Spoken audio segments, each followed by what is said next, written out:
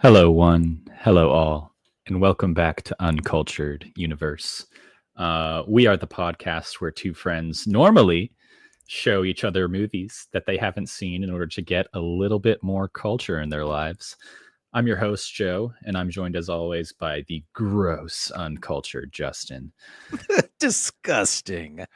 Today, we will be forging new territory and venturing into the smaller screen, the terrifying and wondrous world of network television. Oh, That's right. man.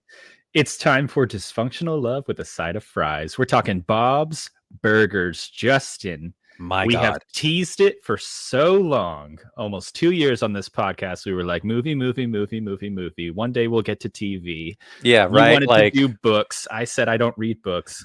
And he said, then I can't read. finally, we are making this work, and we'll see how this episode goes. We are talking about a TV show. I want to say right off the bat, yes, it is true. Listeners of Uncultured Universe know that we have technically covered TV in the past, but I don't know if we should count Over the Garden Wall as a show, as it's more of a mini series that we kind of treated like a movie. We watched it all at once. We did. I mean, yeah, right. Because it's 10-minute episodes. So, you can't count that as like regular TV. But yeah, it's roughly a movie.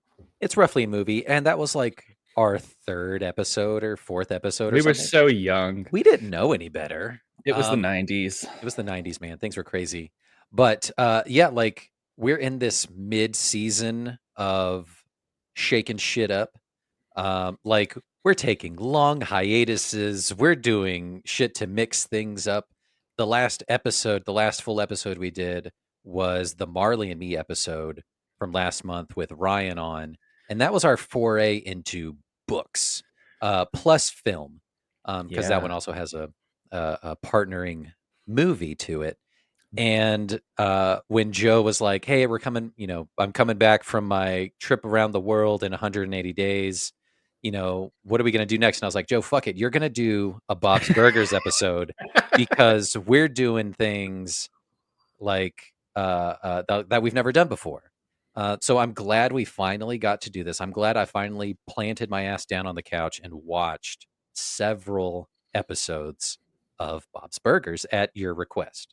I'm very excited. I'll talk through kind of the premise here and how we decided to do this, but I wanted to touch on Marley and Me real quick. First off, great episode. Listen to it.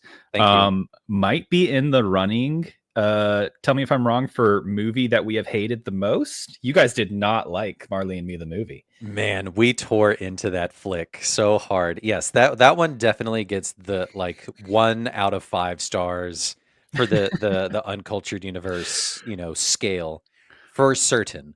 We're gonna need to publish like Uncultured Wrapped or something like that, where we give like an overview of like, here's our ratings for all the movies we covered this year. So I have been struggling to keep our Letterboxd account alive, although I'm not certain how to use it. But we can leverage it in whatever way. Maybe we add some quirky highlights and stuff to it, and actually give it a firm rating. So for those of you on Letterboxd, Uncultured Universe is on it. I don't know what our account name or hashtag or whatever it is, but stay tuned. We'll keep up with that more. May 2024, Captain's Log, episode 41. Joe finds out that we have a Letterboxd account. Yeah, that's right. And you know what? That's another thing too. We've done 40 plus episodes of this damn show, which is really cool. I was very excited when I heard that stat in the Marley and Me episode. I hadn't realized. It's pretty great. But yeah, that was a good episode of just like shaking things up, doing things different. And I love keeping that spirit alive. So, said, Joe, come on down from, your high horse, and let's do a TV episode, and we'll figure out how to do it. And we've cracked the code, sort of. This being the inaugural TV type of discussion. So yeah, let's dive into that a little bit. We picked an easier one. So listeners may know the concept of this podcast is I will pick something, or Justin will pick something that the other has not seen, heard, experienced, yada yada, and then we talk about that moment when you get to experience something for the first time, as opposed to being someone who has lived with it. It's been foundational to your childhood, your adulthood, all that stuff. So it's obviously easier to do that with movies. That's what we've done so far. Yeah. Did want to see how we could stretch it. TV was kind of the natural next step there. Um, and so when you talk about TV, there's kind of an easier way to do it and a harder way, and we've gone with the easier way. I would say. Yeah. Picking a show that is not serialized, I guess the word is. Yeah. So it's not like 250 episodes where they're all the same story going from one episode to the next. No, a show like Bob's Burgers, which is an animated comedy show that airs currently on Fox. I think I watch it on Hulu. I think so. Yeah. Yeah. So it's more of a contained story within each episode with the same characters, the same setting, and all that stuff. But you don't necessarily have to know all the episodes in order to dive in. And so what I did was I I assigned episodes for Justin to watch. We're going to cover 4 episodes here from across 13 seasons. I kind of gave him some highlights. It was really hard to whittle down. I texted him. I was like, this is one of the hardest things for this podcast, because I'm trying to like give you a well-rounded idea of the show itself and the characters in it, and like the different combinations thereof and the different kind of arcs that they go through. But I also recognize you really can't get an idea of a show without like living with it. So much of like fandom for a TV show comes with like sticking with it year after year, season after season. And so this isn't really an episode where I'm like expecting you to love it. I'm almost more interested to see like how you feel being like dropped into it versus me, where this is more like my comfort watch. I want to see it from like the other side of the spectrum here. Totally. Yeah. Like I can see how this would be a comfort watch. Some of my like comfort watch, like of years past, as far as like animation goes, was Family Guy. Especially in the early years of like streaming on Netflix, when it was on Netflix. You could just turn it on and let it go all day. And it was just a thing that you could just blast through all 20 seasons or whatever it is very easily. But, you know, I haven't been able to get back to that since.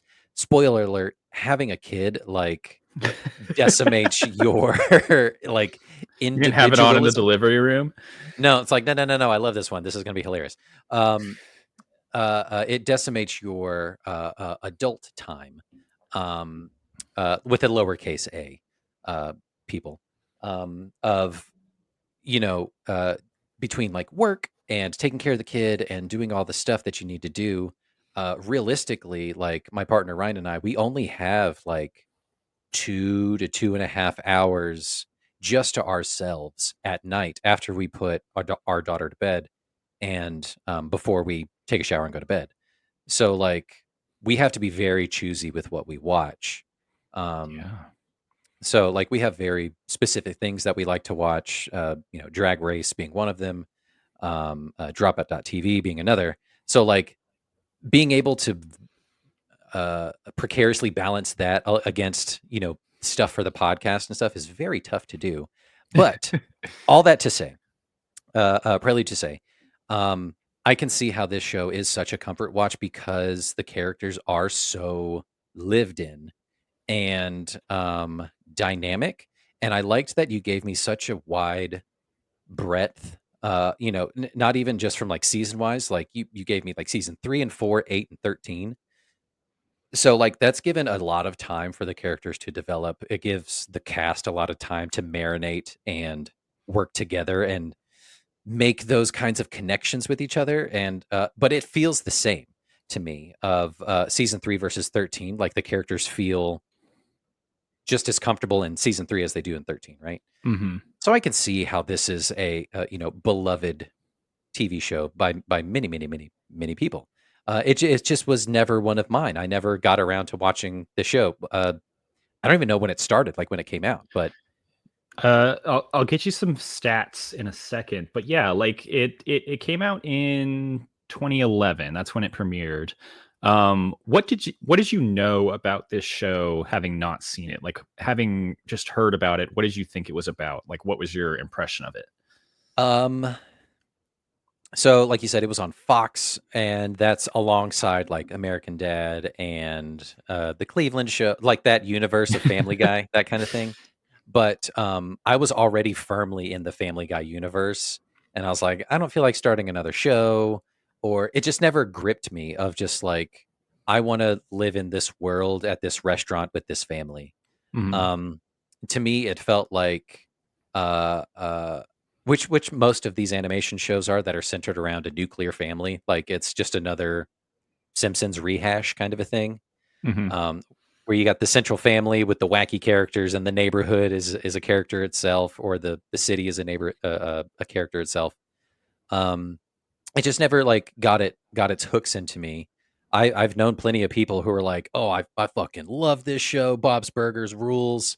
Or like you got to watch it, you got to check it out.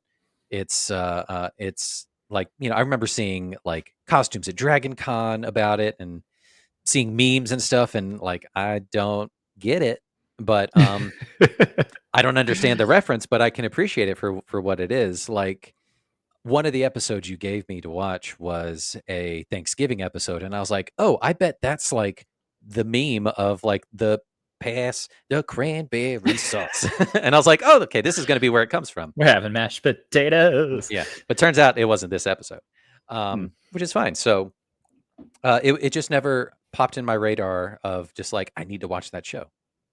Yeah, this show definitely sits with Family Guy, American Dad, and shows like that.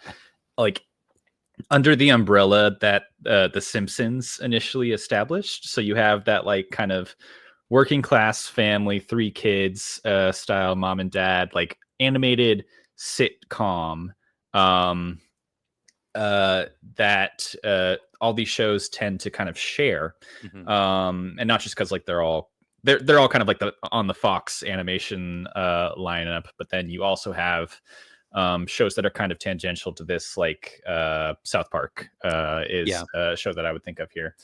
Um, and so in the space of like the adult animated sitcom, um, this show started out following in the footsteps of The Simpsons and Family Guy. It's not particularly like beautifully animated, and it actually got some mixed reviews at first because it didn't really have its own voice. It was a lot more what is the word here?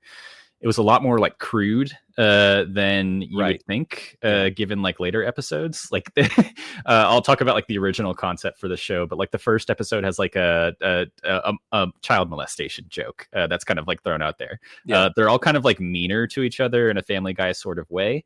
But the way that it evolves, especially past season one, and the way that I think it's kind of like carved out its niche in later seasons is like this is got a lot more heart than most adult animated TV shows, while still maintaining like a level of like wit and bite and edge to it. Yeah, definitely. Um, but it's become more it's branched out into different genres. It's more of like a family comedy. It's more of like a workplace comedy too. Obviously, Mhm. like the The restaurant, uh yeah. that was one of the harder things I had to figure out, like in determining what episodes to give you. There's like so many different ways to view the show based off of like the setting and what they're doing. So I tried to get you one that's like, okay, you got to obviously have one that's in the restaurant. You got to have one where the kids are doing something. You got to have different combinations of characters. Mhm. You got to show these like this like zany, huge community of supporting cast members in this town. And so what did I ended up doing? I told you there was like an unintentional theme that I gave you. 3 out of the 4 episodes I gave you were holiday themed. I Yep. didn't even mean to do that. Um, I, I started you out with a just a standard Bob's Burgers episodes. Bob's fires the kids, and then I gave you a Thanksgiving episode, which Bob's Burgers is famous for. They Yep. have one every season. a Valentine's episode, which really kind of highlights Tina's side of things, and then a Christmas episode that was the most recent one. That was kind of an example of like an apex Bob's Burgers episode that they've hit recently, especially in terms of like emotional content that I wanted to talk through. Yeah. But yeah, it goes to show something that like a show like this tends to like gravitate around the themes for each holiday, and like you can really see those pop out in these episodes. And so the reason people keep coming back is that shows use like holiday episodes as a way to like give people an expectation. Like I will watch the Bob's Burgers like Thanksgiving Day episodes as like a mini series in their own right, because they're all kind of incredible. Right. Yeah. Like they've carved that out for themselves, and it makes sense because like they have a restaurant, there's food, and there's great puns and stuff like that. Mm-hmm. So them being the show that has like, I have claimed Thanksgiving, because like The Simpsons does the Treehouse of Horror, kind of a thing. Family Guy does really incredible, I think, Christmas episodes a lot of the time, but they're like not like known for it. But I can see how this would carve out of that. But you're absolutely right of this show, because I didn't know like what the hook was of this show. I was like, it's just a quirky, weird family in a restaurant, that kind of thing, making their way middle class, lower class kind of style.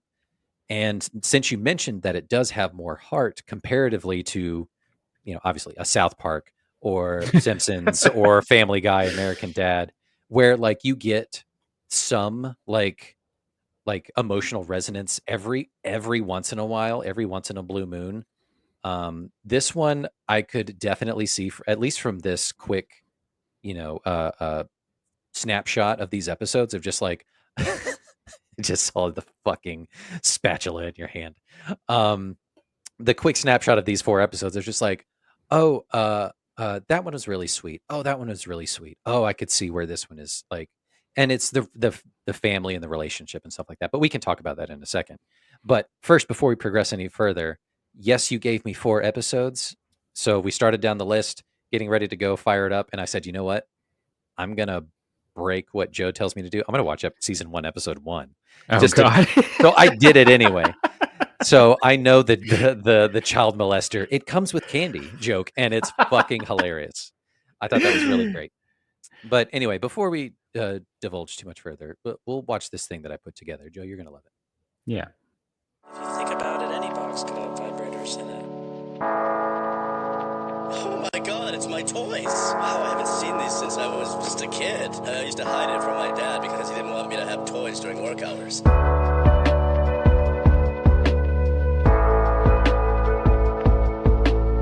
It's gonna be okay. There's not another fish in the sea, not little dumb guppies like Jimmy Jr. Big handsome sharks with big shark muscles. And crabs with abs.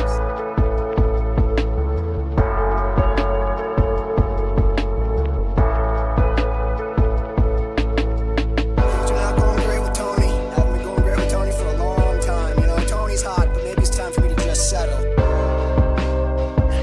No. Look at me. I'm nothing.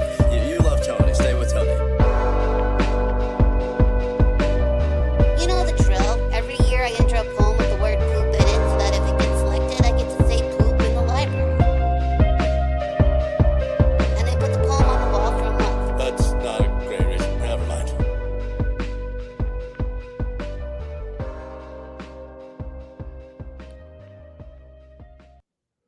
Joe, I'm like super into lo-fi. Like, this is what I do. Justin, that's beautiful. Yeah. I Think it's a good. think it's a lovely way to capture the show in kind of like a home movies format. That's very much the vibe of the show. It looks like you're looking on like your past childhood. It's kind of out of place, out of time. Yeah, there's like hardly any cell phone usage or technology things that place it in a specific date or time. Yeah, I think it's great. But yeah, I have a prevailing theory of the through line of each of these episodes, but we'll get to that at the very end. Okay. Yeah, We'll how get do to we- your How are we your gonna do big theory. Let me give you some TV stats. We normally yeah. I've got some movie stats, but I'll give you some TV stats here. Okay, Bob's Burgers, created by Lauren Bouchard, who I believe worked in animation up until Bob's Burgers, but this is kind of his big hit. He describes it as a show about blue collar creatives, which I like. He's taking from shows like Family Guy, obviously, and a lot of people consider Bob's Burgers to be the spiritual successor of King of the Hill. But he's kind of shining a light on this family. It comes from like his own family past of like blue collar, like working class family, but they're constantly getting into these like insane, like zany adventures. They're constantly like exploring new territory from within the boundary of this small street that they live on, essentially. The show stars the voices of H. John Benjamin, who you may know from shows like Archer, Dan Mintz, Eugene Merman, Larry Murphy, John Roberts, and Christian Schall, along with a truckload of recurring voice acting talent like Bill Hader, Tina Fey, Nick Offerman, Molly Shannon, and Jordan Peele, among others. The show was first released in 2011. It's on its 14th, and a movie and was released in 2022. Oh shit! I forgot they did a movie. Oh yeah, you should check out the movie. It's pretty great. You can also it's another one of those things that you can kind of watch on its own, and it's got like a slightly higher production value, so like it's animated in a slightly different way. It looks kind of cool. Like we mentioned earlier, early reviews of the first season were mixed, but since then the show has developed its own voice and has been met with critical acclaim, winning the Primetime Emmy Award for Outstanding Animated Program twice. Wow. The original concept for the show, which you can kind of see traces of in the first episode, Tina was actually a son named Daniel. They only had Louise as their daughter, and the idea was supposed to be that the family was cannibals, and it was like a Sweeney Todd situation. So within the show, the restaurant is situated next to a crematorium, like Mort's funeral home, and the idea was supposed to be that they're like taking bodies from the funeral home and putting them in the burgers. But the people at Fox decided to push against that, and it kind of became more of the broader comedy that it is today. That first episode from season 1, like I thought it was hilarious. I thought it was great, and it introduced a lot of like interesting tropes that prevailed through the rest of the episodes, like heavy into Punville, which I thought was genius, and then just like the kids getting involved with a lot of just the inner workings of the restaurant, which is hilarious. Hilarity ensues. Right? But yeah, it was great. Okay, so here's what I'd like to do for the plot description. It's obviously hard to do a plot of an entire TV series, so I will give kind of like a baseline. Here's the details that we're working with. And then what we would typically do for a movie is I would give you a minute to describe the plot of the movie. Instead, we're going to chop that up. I'm going to give you 4 15-second integrals to describe each episode's plot as fast as you can. Okay. They're not going to be one right after the other. Like I'll stop. I'll give you some breathing room, and then we'll do the next one. Okay. Great. So let me lay the groundwork. Okay. Bob's Burgers is a show about a man named Bob Belcher.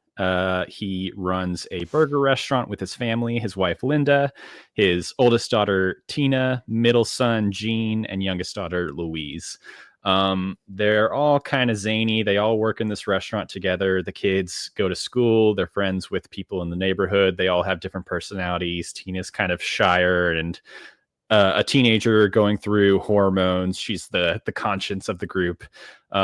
Gene is like a little mama's boy. He's musically inclined. He loves hanging out with his siblings, and he's very weird but very confident.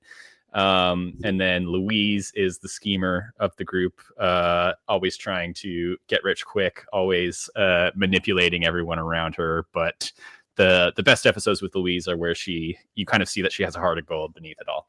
Yeah, she. Oh man. Yeah, that we'll talk about it in a bit. But Yes, that is apt. That is a great groundwork, and that gives me ton to work with for these 15 seconds. They run this restaurant in this like seaside town in an unknown town, although it's considered by a lot of people to be like on the shore of New Jersey somewhere. That's kind of the vibe. Yeah. There's a big host of characters in the town that they interact with. Yeah, you get it. Okay, so You've seen the show. you know what we're talking about. I gave you 4 episodes to watch. I'll give you 15 seconds each to describe the plot of them. Cover as much of the basics as you can, and we'll kind of see how you improve with each go at this. Great. Let me get my timer up. Hold, please. Okay. So are you ready for the plot description for season 3, episode 3, Bob Fires the Kids? Yes. Okay. Your 15 seconds starts now. Bob fires the kids because he doesn't want them to end up like he did when he was a child. So they actually end up working across town at a farm, which moonlights as like selling pot, and he hates it. He wants to get the kids back, but the DEA gets involved somehow, and then that's it. Stop. Very nice. Okay. That's about it, right? The idea is like tagline in a TV guide type thing. Yeah. Okay, got it. All right. Season 4, episode 5, Turkey in a Can. Got it. Your 15 seconds starts now. Drama at the Belcher household. Bob is trying to prepare the perfect turkey for Thanksgiving, but it keeps ending up in the toilet somehow magically. Come to find out, it's because of his wife's sister with the cats, and he has to take medicine, and he's sleepwalking. Spoiler. Okay. Bit of a downswing. We'll come back. Okay. Linda. Got it. Linda's the wife. Yeah. Season 8, episode 8, V for Valentine-detta. Great. 15 seconds starts now. Tina gets her heart broken by some shit boy at school. So her and the girls go out for a girls' night to plot revenge against this shit kid. And Gene and Bob go on also a father-son date. That's pretty much it. That's good. Yeah. All right. Final episode that we watched. Season 13, episode 10, The Plight Before Christmas. 15 seconds now. There is Plight Before Christmas. All 3 kids have functions at the same time on the same night. So Linda and Bob are trying to figure out how to get there. But turns out Louise is saying something really sweet at the library, a poem, and they're trying to get there, and it's really great. Zany hijinks. Okay, really good job. I kind of threw that at you as a last minute task, and you stepped up to it. I expected something like that. You have become predictable. You call this predictable? Wait till my end game. Okay. Oh God. Let's kind of talk in general terms about the show itself, and then we can get into some notes on individual episodes. So generally the show, like we said, it's very punny, it's very musical, it's bouncy in a way that is what you can come to expect from a Bob's Burgers episode. I love the intro sequence. It's one of those sequences that changes every time, and so you have when they're showing like the title sequence of an episode, you show like the next door sign of the building next door, which is always a pun on something, and then the vermin exterminator truck that comes in the title sequence is also a pun. And then you have the ending sequence of every episode when the credits are rolling. There's usually like an original song playing over the credits while characters from the episode kind of dance around the kitchen. It's very wholesome in that way. Sorry, I just looked up like some of the best like the next door businesses because I noticed that like after watching the first one popped up and I was like, oh, that's really funny. And then the burger of the day is also really, really funny. And then the exterminator pops up. Just like some of these are so fucking funny. The I'd hit that boxing gym is great. the misogynist massages for men, which is great. It's so funny. Lin-Manuel's verandas, patio furniture. Like someone's having a really good time. Like I hope that they're probably not the same person, but you watched The Good Place, right? Yeah. The person who came up with the pun names of all the restaurants in the Good Place neighborhood. Yeah. It's same kind of thing, which is just that's someone's job. Came It up with sounds like that. it's a fun writer's room to Yeah. start here. Give me some thoughts. What did you think about each episode? What were kind of some of the ups and downs, just takeaways here for you? So like I said, we started with episode 1, season 1, episode 1. I was just like, Joe can't tell me what to do. I need just that, and that came to be the main crux of like, how do we do TV when there's like such an expanse of episodes, even though these aren't serialized episodes or whatever, but like I still wanted to like land in the first spot and then go through the journey you plotted out. But once I've acclimated to the taste of like the flow of action and the sort of the dynamics between the characters, getting into the ones that you prescribed to me, I really, really enjoyed them looking back. So Bob Fires the Kids was really funny.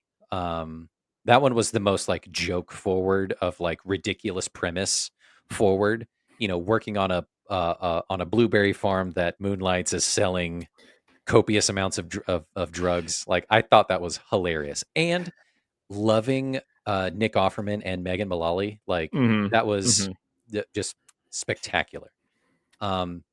Turkey in a Can. Again, I thought it was really, really funny. It's a good gag. But then at the very end, it takes this really sweet turn, and I'll talk about that in a second. And then I was like, oh, okay. That was something I didn't expect. I was like, okay, that's pretty sweet. I like that. V for Valentine-detta was also very, very funny. But then with that underlying like sweetness to it of like, Linda taking the lead of like need to take care of the girls. Definitely need to lift up Tina to help her do this. And, there's sweet moments also between Gene and Bob. Really liked that one. But then like you said, the apex of this was the Plight Before Christmas. That one was, and most holiday episodes usually have that really good underlying heart to it. That one was just like I literally I did get chills and tears in my eyes at the end of that one. I was just like, I did not expect this. Damn it, Joe, how dare you? So we can dive through, but at a first swap, I had a really good time with this. I am interested in watching more. There is, heaps of episodes to watch, so that's good for me. Yeah, you can really dive in anywhere and not be disappointed. I'm glad you picked up on some of the arcs I was going for here with this journey that I have led you on, as we're saying. My thought process behind these episodes, starting with the season 3 episode, Bob's Fires the Kids. I picked that one because I wanted to give you an idea of like the core setting of the show. Obviously, this restaurant, so much of the heart of the show just is in the workplace comedy of it all, of them running a restaurant where they employ their 3 kids as like the waiters and the cleaners, and the kids kind of hate it. But I also wanted to touch on with this episode, it's kind of has some edge to it. Like I think in the earlier seasons, like I'm sure you especially see it in like season 1, episode 1, the joke was more that like Bob is just like really kind of crotchety and annoyed by his kids in a way. Yeah. And you see that a little bit in Bob Fires the Kids. And you also get some backstory of like, oh, he's giving his kids kind of a shitty childhood because he had a shitty childhood and he doesn't really know any better. And I wanted to be able to show you that, but then also progress forward into an episode like Turkey in a Can, which is the next season. It's one of like the more famous Thanksgiving episodes. You get the first taste of bisexual Bob, which becomes is kind that of a like thing? a theme. I love that. It's a theme. It's almost canon at this point that Bob is a little bisexual. He's like, Um, I'm straight. I'm mostly straight.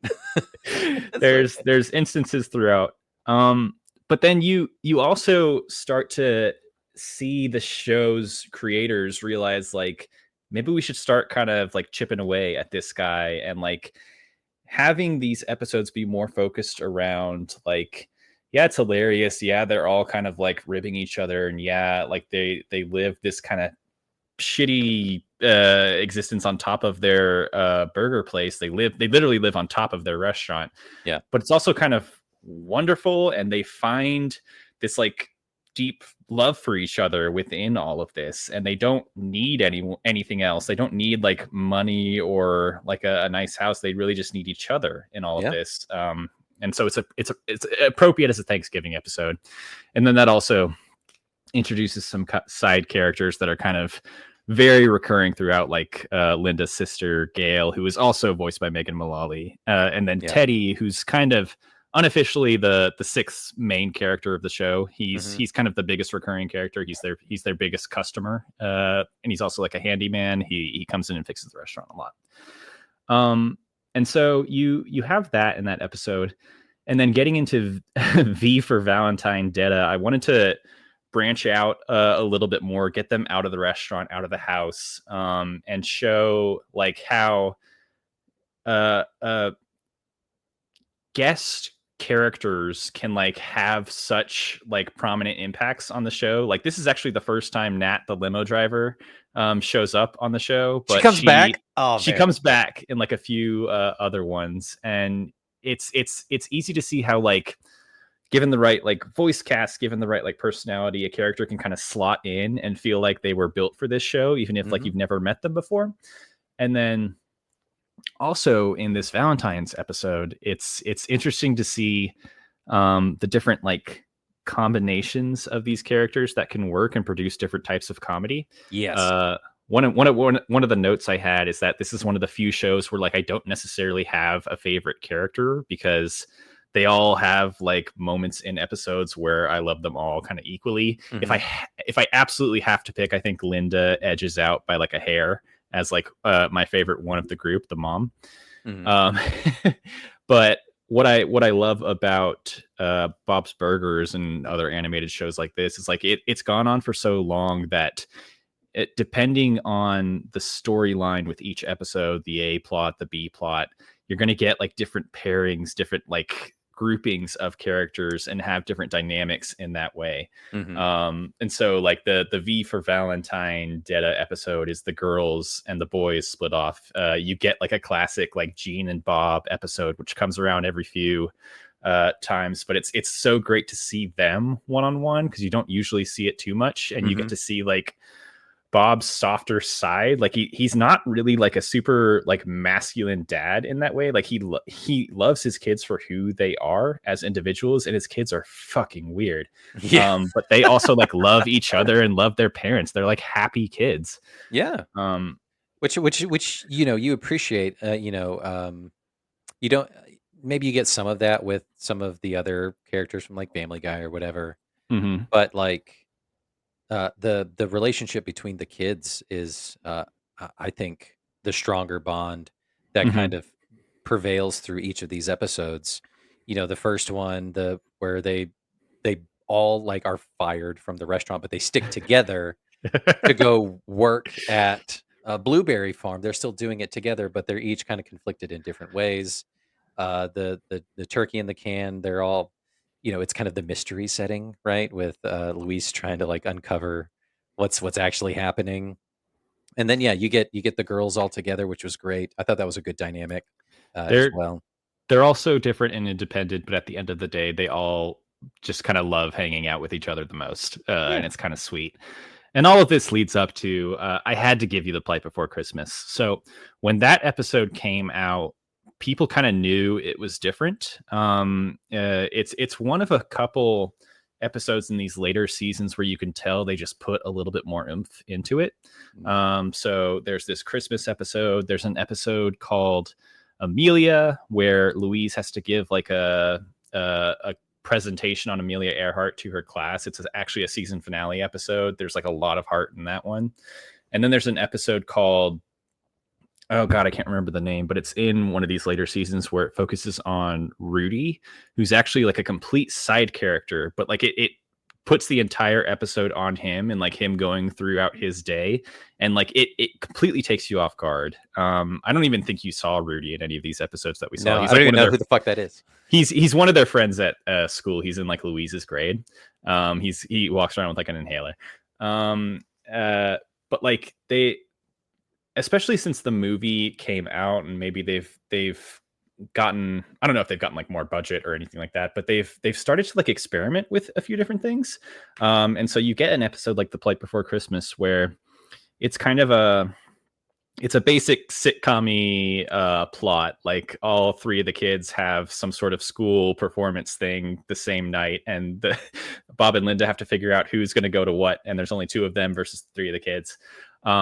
And it packs so much heart into the end of it. Like I cry like every time I watch this episode. I did not out of expect nowhere to feel that either. Like you said, it was out of nowhere because I did not expect that. I was like, I wonder how this is going to resolve itself.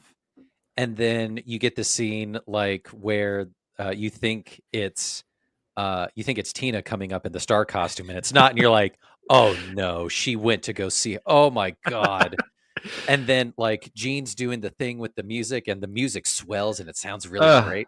And it's the so music's good. incredible. And it also has time for like some of the funnier moments of the season, like Tina Fey voicing the substitute teacher, where she asked Gene in the class to explain music to her, and he's like, I'll do it.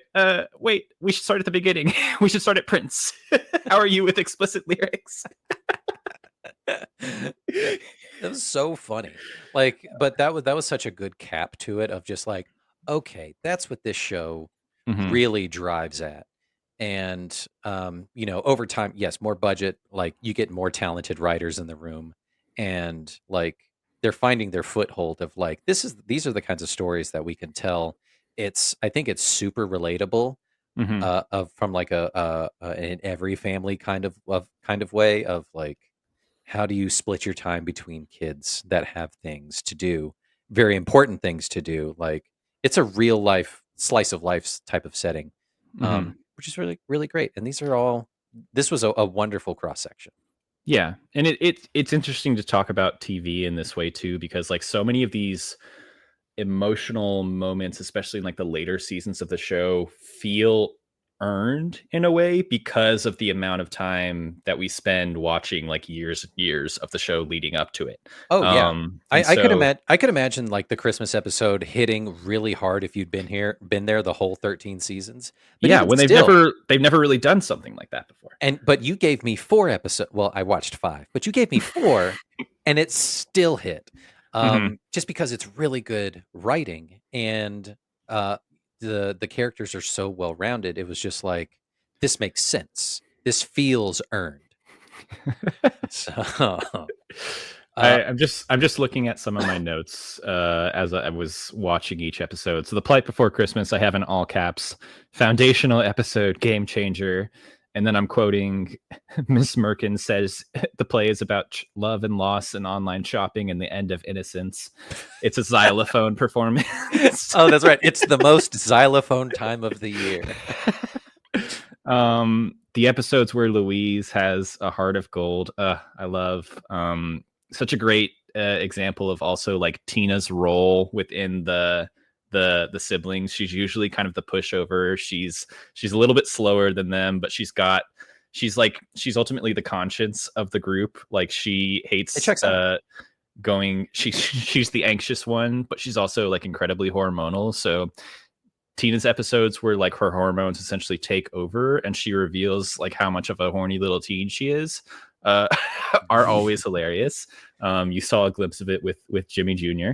Oh God.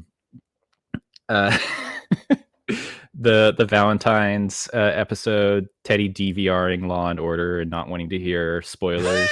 Yeah, he has 200 episodes to catch up on.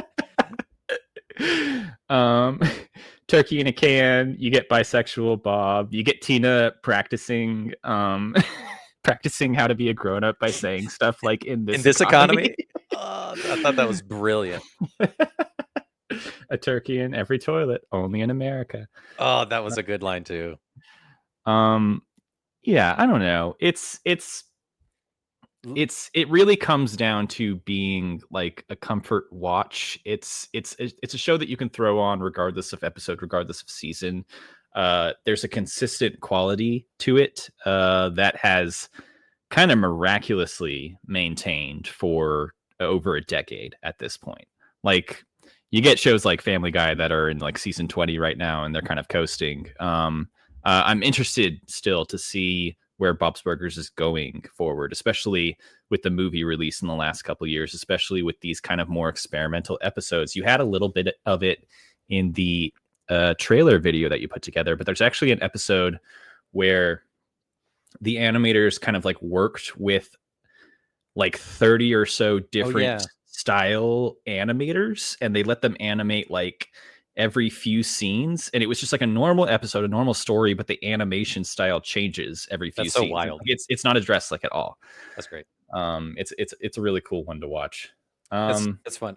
While we're kind of like talking about it and kind of picking things apart, I will say, so yes, these were all really good bottle episodes, that kind of thing.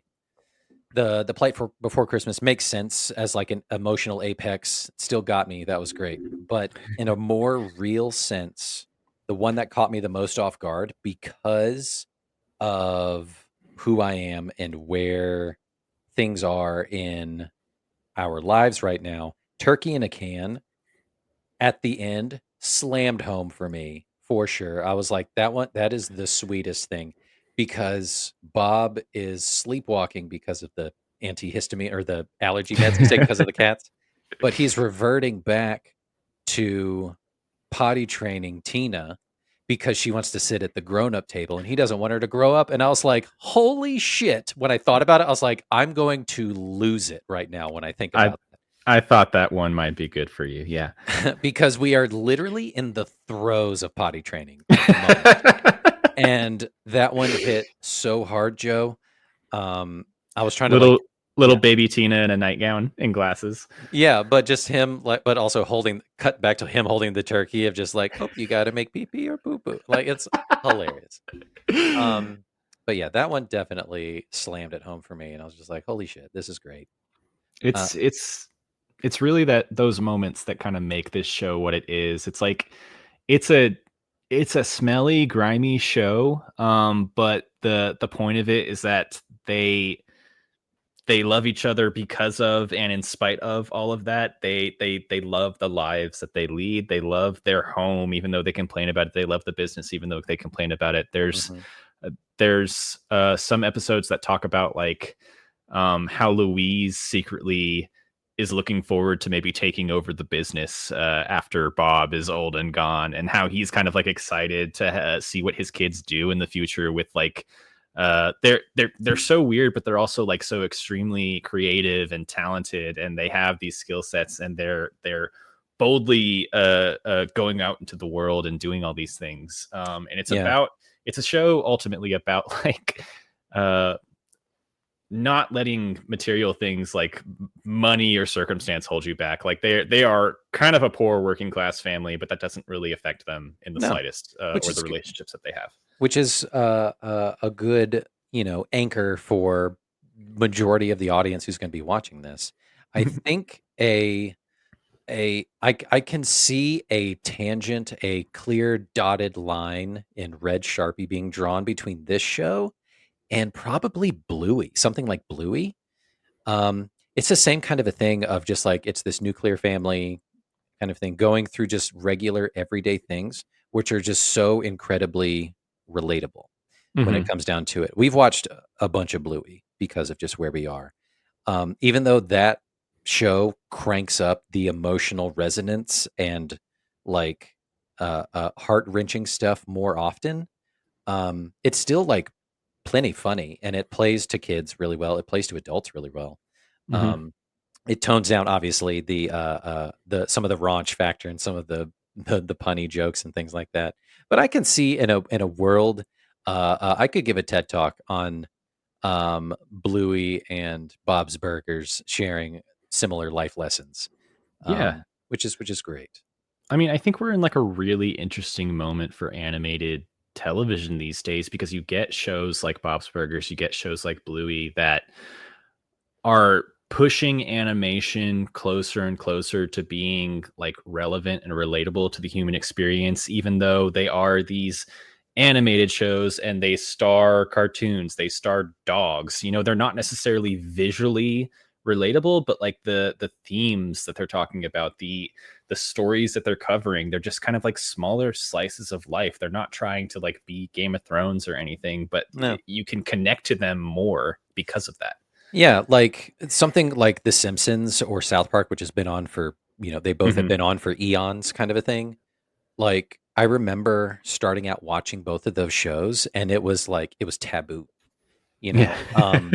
It was like, oh, I can't believe your parents let you watch that show, or I can't believe you're letting your kids watch that show. Like, they say things like hell and damn it and things like that. I mean, but they were, more for comedy's sake, what you think of traditional cartoons. But like, I love that the medium has evolved over time, and that's something that like anime has done for a long time, and that's something that we talked about like Miyazaki doing that kind of stuff, just elevating the medium, which is great. But when you look at something like a television setting, a thing that comes on the TV once a week for forever, I love that this has a good staying power to it. Hmm. So Yeah. Yeah, it's got power behind it, and it hasn't it's evolved with the times, it's evolved with itself. It hasn't really grown stale, at least for me, which is exciting. has the show ever won awards? Any awards? Yeah. I mentioned it's been so the Emmys are essentially like the level of the Oscars, but for television, right? Mhm. They have an award for outstanding animated program, which is just like animated shows. It's been nominated, I think, every year it's been on, and it's won twice. Oh, wow. I can look up the episodes that it won for. Those are pretty good too. And then it gets nominated at like the Annie Awards too, which is like animation specific Cool. Yeah. shows. But hugely critically lauded. Love that. Before we get into kind of like last thoughts and end games, as I finish the last drops of my cocktail, tell me about what you mixed up today. Good remembering. I too am almost done. But so one thing that we already touched on is that this show loves a pun. So I had to do a punny beverage, and I drew inspiration from the one of the episodes that I thought was very funny, one that I got the most kick out of, which was the first one, Bob's fires the kids. Mhm. So I have some muddled blueberries and maple syrup, rum, fresh squeezed orange juice, and some soda water in here, and I'm calling it the false bottoms up. Thought you were going to say just a little bit of weed in there too. And just a little bit of weed. I am coasting, my friend. I Tiny am. bit of weed. What's it called when you're high and drunk at the same time? You're It's just not speaking my language. living life, baby. Living la vida loca. There's a phrase to it, and I can't think. I think what it is. Anyway, what do you got? I just remembered the joke from the episode where Bob's like, "Yeah, Willie Nelson would love this place, but not for the reason you think." Yeah, that's right. Oh man. I got a simple one this week. I am calling it the Belcher. So the family's name is Belcher, Bob Belcher and family. And I'm taking that literally. This is a half Corona, half raspberry lemonade. And it's a little bubbly, and it's been making me burp, making me burp as I record this. The Belcher. What is the etymology of the family Belcher? I don't know what the name is from. I'm assuming they are like Italian American. They're kind of like olive skin, dark hairish. I don't know. Yeah. I will say that the choice of animation to make every character look like a thumb is a unique one, but it helps them stand out from more anthropomorphized, humanistic type of characters. They didn't Yeah. go the route of Simpsons where like everyone's yellow and you just live with it. Except for the black characters, they're black, which is a choice, which is very strange. They haven't rectified that yet. And then like everything else, like they're normal skin colors, but they look more like people-y. This one was a choice. Everyone looks like a thumb. Everyone's got like very flat, weird features. Yeah. They're vaguely human, but It does. It's another way that kind of marks this show as a turning point in like animated sitcoms. Is like this is the first major show to look like this. Again, I think Lauren Bouchard had shows before that were in this rough style, but like you have Bob's Burgers, and since then you have shows like I think Central Park. I think like The Great North is what it's called. That like are in this same style of animation. It's like the same teams work on those shows. They've kind of branched off of Bob's Burgers. And so it's become its own animation style in its own right. That's cool. Because this show is so foundational. I do appreciate that. That's really great. Yeah. All right. Let me kind of walk you through the end games, and then we'll give some final thoughts here. Great. Do we have a video, or am I just jumping in here? You're just jumping in. Perfect. Okay. You knew what this is going to be. I'm calling Did this I? game Burger of the Podcast. Bob's Burgers, famous for its Burger of the Day puns. That's on the whiteboard it's on the chalkboard in the restaurant every single episode. Bob creates a new Burger of the Day. He is very proud of his Burger of the Day puns that he writes on the blackboard. So what I have done, I have created a game called Burger of the Podcast, and here's what it is. I have created, 12 different Burger of the Days. I will name them and describe them, and you will have to tell me what famous TV show they are referring to. I almost did movies and episodes that we have covered, but then I was like, I've kind of worn that to death. We do that all the time. And so these are TV shows. They're all related to TV shows. You should know all of them. Okay. And it's easy. You'll get it. Okay, great. We'll see how this goes. Wonderful. Okay.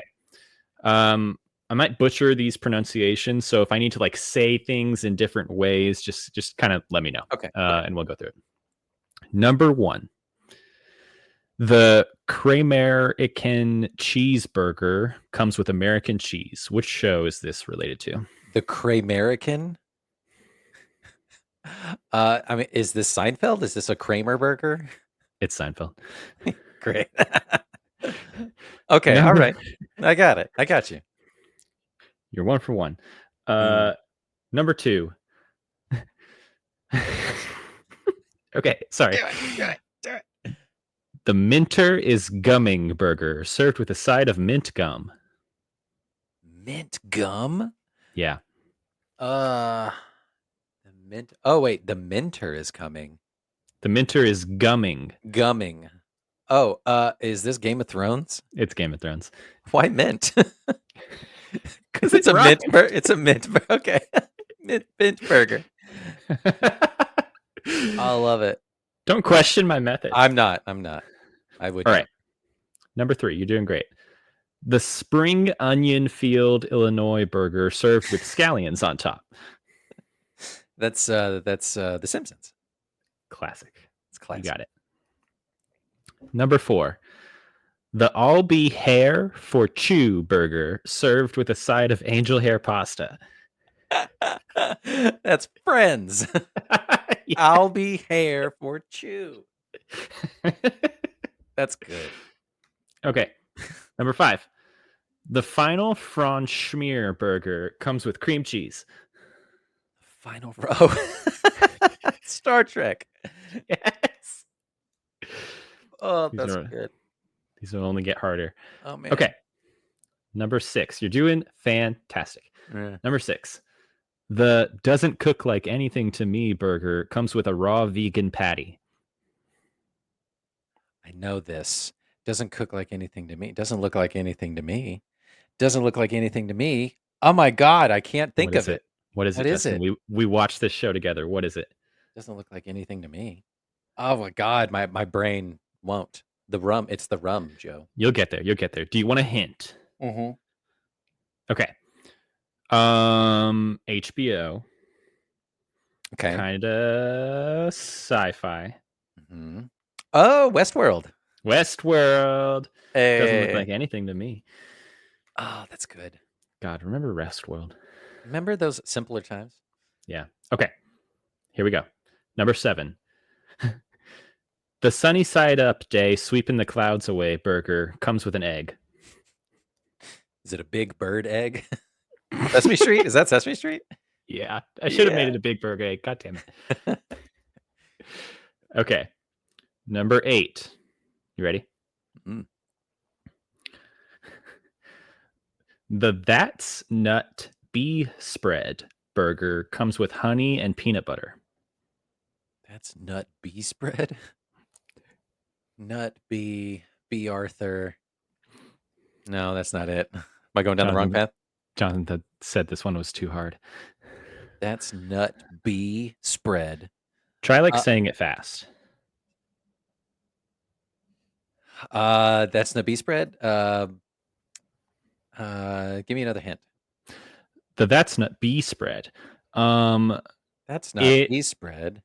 It's referring to a famous phrase from this show. Sure, it is. That's not bee spread. That's a moon. That's no moon. Star Wars Rebels. Nope. It's an NBC comedy show. Spin City. No. Not Spin City. Nuts butts bee spread. It's related to paper. Newspaper. No. Dunder Mifflin. Maybe. Yeah. It's a play on That's What She Said. That's nuts bee spread. Okay. Yeah, you're right, Jonathan. That was very hard. That was too much. I'm sorry, but you did get that wrong. All right. Still doing great. Number 9. Ready? Yep. The Tripe Has Broken burger comes with deconstructed sheep stomach. The tripe.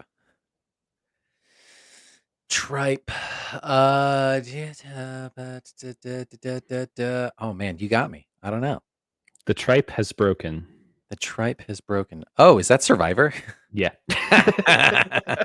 That's good. Okay. Number 10.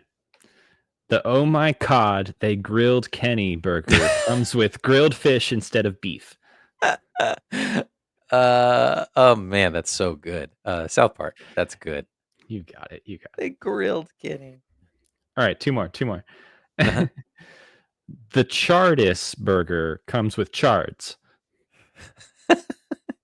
Just all kinds of Swiss chard, all that. That's Doctor Who. You got it. You're an expert now. I got it. One little hiccup. All right. Last one. The Vermouth is Out There burger served with a shot of vermouth. Ew. X-Files. X-Files. The vermouth is out there. Oh, Justin, thank you so much for playing Burger of the Podcast. This was so hard to come up with. I bet it was, but that's genius. I gave you the name of this game, and then I was like, shit, this is harder than I thought. I got to do the work now. Yeah, I'm so out of practice, too, of like doing theme songs and stuff. I was just creatively bankrupt, other than the lo-fi. No, I absolutely loved the lo-fi trailer. That's all I want out of this. Well, I mean, that's all you're going to get. So, which plays into what we're going to do next episode. Anyway, let's get into some final thoughts. What do you got? Closing arguments for Bob's Burgers? Yeah, I mean, if this is our first TV episode on our podcast, I would love for you to walk away just like with as much of an idea of what the show is and what it means to people as I can. And so I tried to give you kind of like a wide enough episode umbrella as possible, But I would also love for you to consider this to be like a show in rotation in the future. Just kind of sink into it. Watch an episode here and there. And you have done that swimmingly. Mhm. This is a show that I think we will definitely put on in the background when we need just something to watch or something to put Yeah. on. Because, like you said, like you can passively watch this show. Each episode is contained in and of itself. You already have an idea of the characters, or we already do now with these 5 episodes under our belts. And yeah, I get it. I understand. Like I thought, I didn't know that it had an emotional underpinning to it.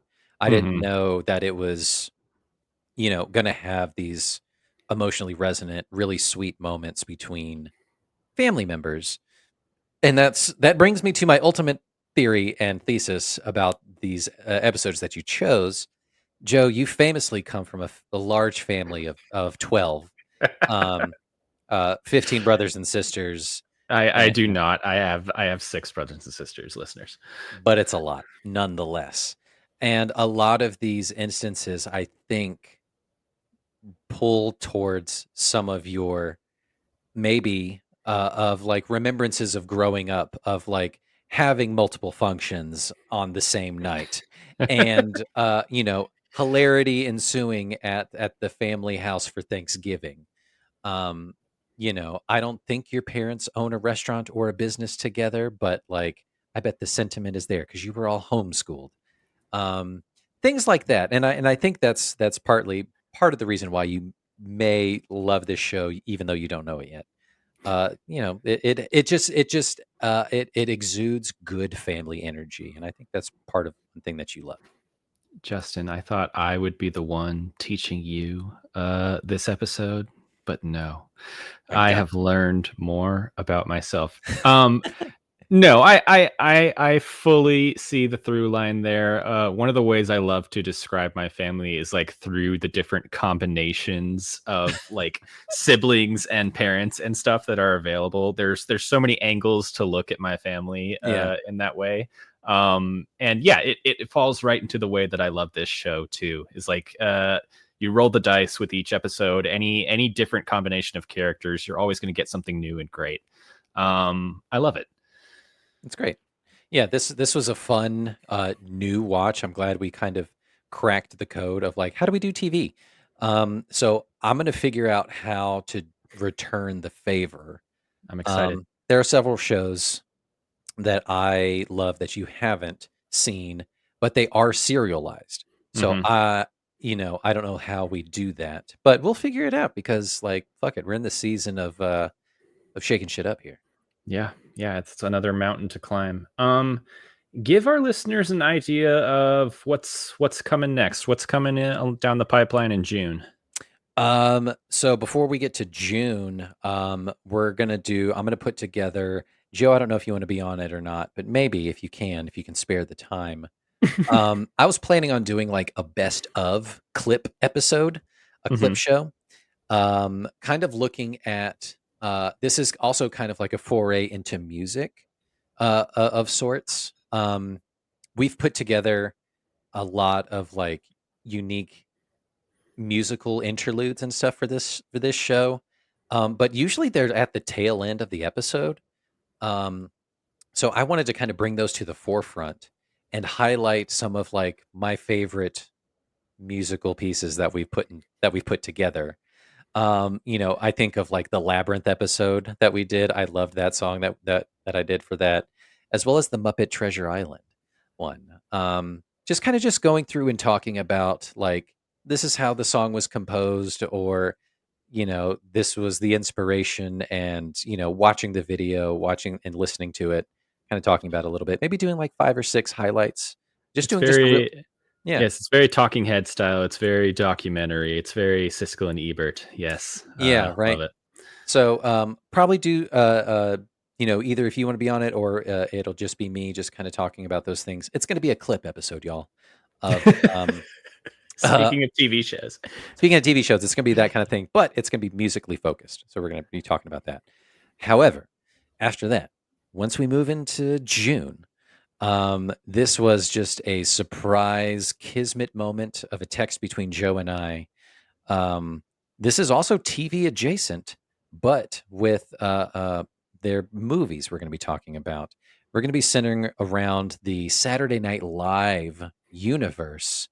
And first out the gate is a movie that I have seen and have grown up with and have loved, and Joe's never seen. Is going to be Wayne's World, starring Mike Myers and Dana Carvey, and it is incredible.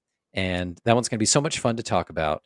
And then Joe's also going to do another SNL universe movie after that. So like next month is SNL month, baby. I'm very excited. It'll be a nice mixture of TV and movies because we'll be able to talk about the skits that first inspired the movies and then the movies themselves. Yeah. There's a few different movies that came out of SNL skits, and so folks, there's a surprising number based off of Justin's personality, based off of my personality, may be able to guess what my pick is. But we'll keep it secret. There is a surprising number of SNL skit related movies. The real answer may shock you. Stay tuned for those episodes. But anyway, yeah, towards the end of May, we're going to drop the clip episode featuring myself and or Joe, maybe. But yeah, and then in June, we're jumping to SNL. Then after that, I think we're going back to actors and maybe directors and stuff.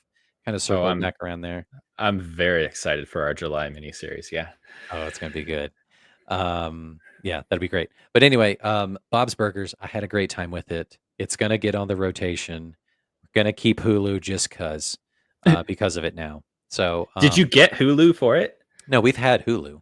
Oh. We have the Hulu Disney Plus bundle, but you know, that's what we do now. Oh yeah, all the Fox animated shows are on Hulu these days. Yeah, so it's great. But yeah, it's part of the lexicon. I get it. I understand it now. And yeah, now I can be a part of it. That's what this podcast is about. We did it, Justin. We did a TV episode. Inclusivity, baby. That's how we do. Enjoy your springtime, y'all. Catch us on the socials at Uncultured Universe on all the places. And like, view, review, subscribe, tell your friends, tell your local neighborhood restaurant that's owned by a little family. They will enjoy it. Yeah, that's it. Peace. Go have a burger. Bye.